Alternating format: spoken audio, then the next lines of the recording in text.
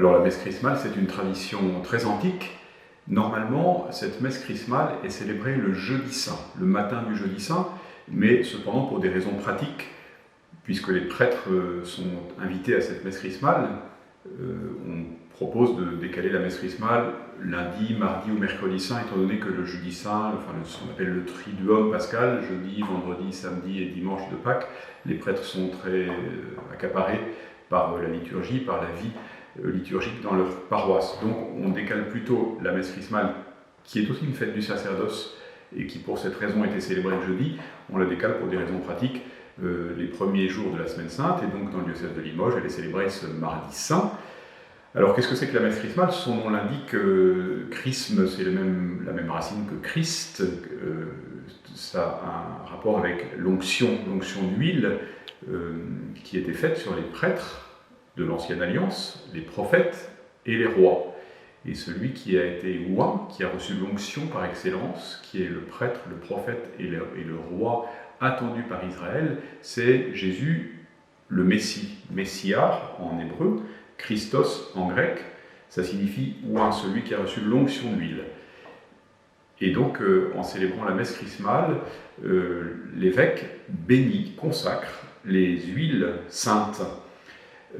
Il y a 3 urnes qui contiennent des huiles, l'huile des malades, l'huile des catéchumènes, et je ne sais pas si c'est la plus importante, mais symboliquement peut-être, et en tout cas celle qui est la plus utilisée, le saint crème. Alors pourquoi est-ce qu'on l'appelle le saint crème, cette huile, par rapport aux 2 autres? C'est que on y adjoint un parfum.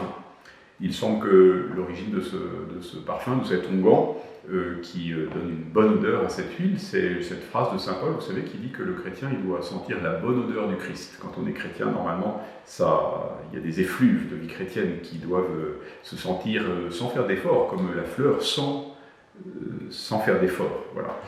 Et donc le saint crème, c'est l'huile avec laquelle sont oints les évêques sur la tête, les prêtres dans les mains, et puis aussi les baptisés au jour de leur baptême, et puis les confirmés, ceux qui reçoivent le don de l'Esprit Saint, l'évêque leur fait une onction de saint crème sur le front. Donc cette huile sainte, elle est très importante dans la vie chrétienne, elle signifie vraiment l'idée que Dieu consacre. Alors dans la liturgie d'aujourd'hui, on écoute saint Luc, c'est le tout début de la vie publique de Jésus, et Jésus arrive à Nazareth, dans la synagogue, et il cite Isaïe au chapitre 61, en disant « Le Seigneur m'a consacré par l'onction ». Le Seigneur m'a consacré par l'onction, et cette consécration par l'onction, elle signifie que l'Esprit Saint est donné. Voilà. Dieu se saisit d'une personne.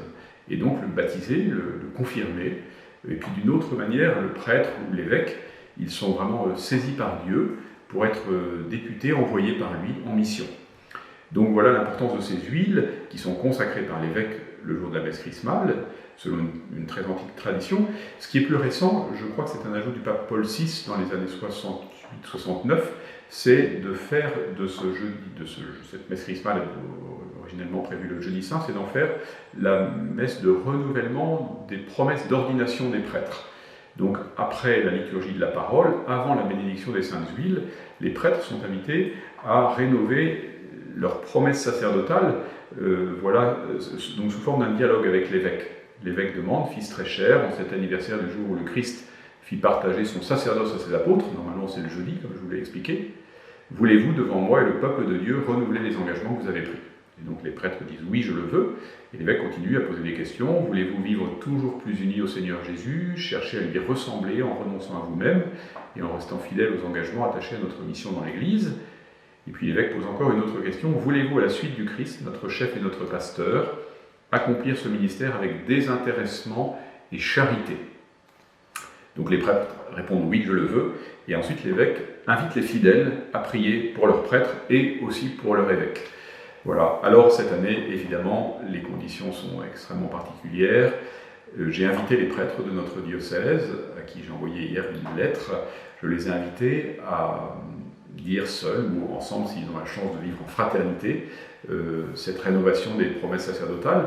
Ils pourront suivre la messe chrismale par RCF ou par la visiotransmission sur Internet. Et donc ils feront chacun dans leur cœur cette rénovation des promesses, mais évidemment le sens, et ce qui est très beau dans la messe chrismale, c'est que c'est un signe extrêmement fort de la vie ecclésiale, puisque sont réunies toutes les dimensions du peuple chrétien. L'évêque, pasteur du diocèse, entouré des prêtres et des diacres, qui sont aussi invités à la fin de la messe à renouveler les promesses de leur ordination, et puis également le peuple de Dieu, les consacrés, les chrétiens voilà, de toute forme de vocation. Et donc c'est vraiment le mystère de l'Église. Normalement c'est dans la cathédrale, cette année ça aurait dû être à l'église de la Souterraine, pour aussi se rapprocher un peu de la Creuse, puisque notre diocèse est très grand. Et donc voilà, c'est une très belle expression symbolique du peuple de Dieu réuni, du corps du Christ qui est signifié dans l'église cathédrale ou dans une autre église pour l'occasion. Cette année, ce sera signifié de manière un peu lointaine, et très, très pauvre, mais non moins réelle, si nous la vivons vraiment dans la foi. Alors je vous souhaite à tous de vivre d'abord cette Semaine Sainte avec beaucoup de ferveur, et puis s'il vous est possible de le faire, de vivre aussi cette messe chrismale dans la prière de votre cœur, dans votre confinement, de la vivre avec aussi un grand souci de participer à la vie de l'Église, de prier spécialement pour les prêtres, pour les diacres et pour votre évêque. Je vous remercie et je vous souhaite une très belle Semaine Sainte.